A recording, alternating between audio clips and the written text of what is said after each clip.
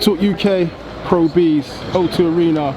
Witness a fabulous night of boxing, and I'm delighted to be joined by the St. George Groves. How are you? I'm well, thank you. I'm really well. Yeah. Really good day for you.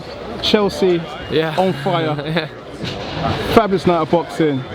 Talk to me about the card today. I mean, Chisora first off. Yeah, wow. it was a good card. Chisora did what he had to do. He went out and he put pressure on Price. He tried to make Price, you know, unravel a bit. He landed a few big shots. He walked onto one at one point, walked on a big uppercut, and it looked like, you know, it might stop momentum, but luckily it was right on the bell. I'm not even sure if Price realised that he landed that shot because he was obviously under fire at the same time. But it's a sensible decision to throw in the towel. I've got to be honest, I'm not sure where David Price goes from here. His ambition's always been to go on to the highest level and become world champion. Probably realises now that that's not going to be the case. So it'll be a tough throw back from him. He's done it already so many times already, so you have to really assess there. And Chisora doesn't call out world champions, but likely is going to fight Joseph Parker next. But that's an exciting fight, interesting fight. Hey, Derek Chisora, who needs a trainer? When you can train yourself, and we're going to train the last minute. Yeah, exactly. Is this going to start a new trend now? I hope not. Yeah. I hope not. Trainers pay dividends. Yeah.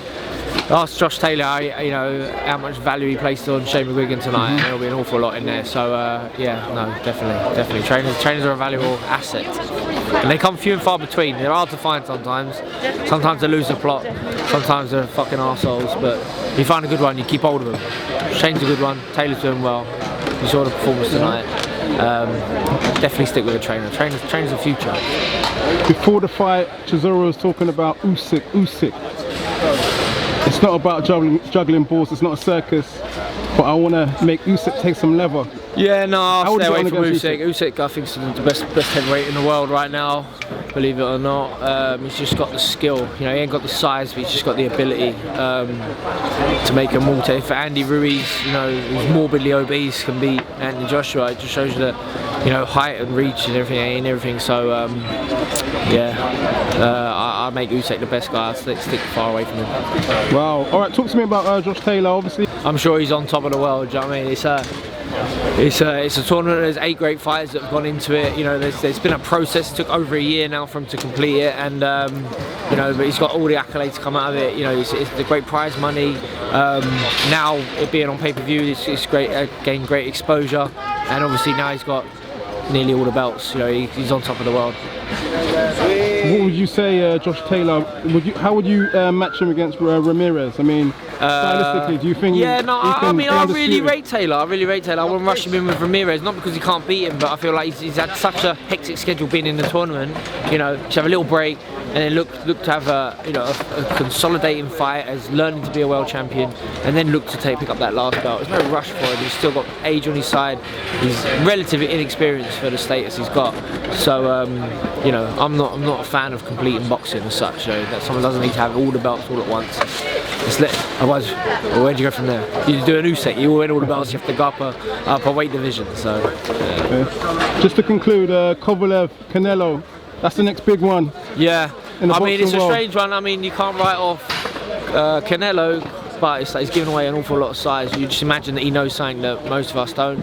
It's a quick turnaround for Kovalev. We saw him boxing Yard, where, you know, he was in trouble at a stage, but comfortably enough winner. And then Yard sort of, I think he got his tactics a little bit wrong. He was a bit exhausted at the end, but kept up a tremendous display and showed that he does belong at, you know, top level. So, but yeah, quick turnaround.